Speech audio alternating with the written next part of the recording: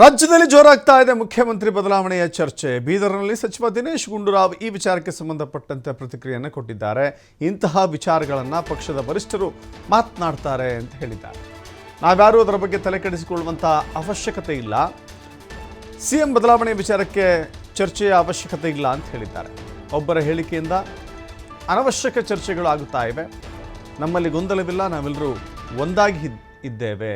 ವರಿಷ್ಠರ ನಿರ್ಧಾರ ಅಂತಿಮ ಅಂತ ಮುಖ್ಯಮಂತ್ರಿಗಳು ಹೇಳಿದ್ದಾರೆ, ಉಪಮುಖ್ಯಮಂತ್ರಿಗಳು ಹೇಳಿದ್ದಾರೆ. ಈ ವಿಚಾರದ ಬಗ್ಗೆ ಚರ್ಚೆ ಬೇಡ ಅಂತ ಹೇಳಿ ದಿನೇಶ್ ಗುಂಡೂರಾವ್ ಮಾತನಾಡಿದ್ದಾರೆ. ಆ ಥರದ ಯಾವುದೇ ಒಂದು ತೀರ್ಮಾನ ನಮ್ಮ ಪಕ್ಷದ ವರಿಷ್ಠರು ಮಾಡ್ತಾರೆ. ಅದರ ಬಗ್ಗೆ ನಾವು ಯಾರೂ ಕೂಡ ತಲೆ ಕೆಡಿಸ್ಕೊಳ್ತಕ್ಕಂಥ ಅವಶ್ಯಕತೆ ಇಲ್ಲ ಮತ್ತು ಇದ್ರ ಬಗ್ಗೆ ಚರ್ಚೆ ಮಾಡುವಂಥ ಅವಶ್ಯಕತೆ ಕೂಡ ಇಲ್ಲ. ಇದರಿಂದ ಒಂದೊಂದು ಸಲ ಯಾರೋ ಒಂದೊಂದು ಹೇಳಿಕೆಗಳಿಂದ ಸುಮ್ಮನೆ ಅನಾವಶ್ಯಕವಾಗಿ ಈ ಥರ ಚರ್ಚೆ ಆಗ್ತಾ ಇರ್ತಕ್ಕಂಥ ನಾನು ಕೂಡ ಗಮನಿಸಿದ್ದೇನೆ. ಇದು ಅನಗತ್ಯ, ಇದು ಬೇಕಾಗಿಲ್ಲ.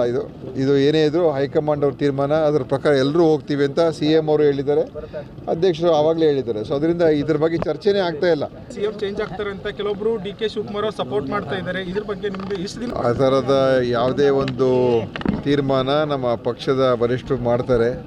ಅದರ ಬಗ್ಗೆ ನಾವು ಯಾರೂ ಕೂಡ ತಲೆ ಕೆಡಿಸ್ಕೊಳ್ತಕ್ಕಂಥ ಅವಶ್ಯಕತೆ ಇಲ್ಲ ಮತ್ತು ಇದ್ರ ಬಗ್ಗೆ ಚರ್ಚೆ ಮಾಡುವಂಥ ಅವಶ್ಯಕತೆ ಕೂಡ ಇಲ್ಲ.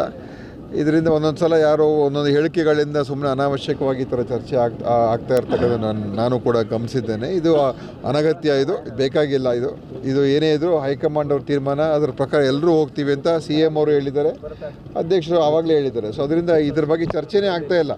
CM ಚೇಂಜ್ ಆಗ್ತಾರೆ ಅಂತ ಕೆಲವೊಬ್ರು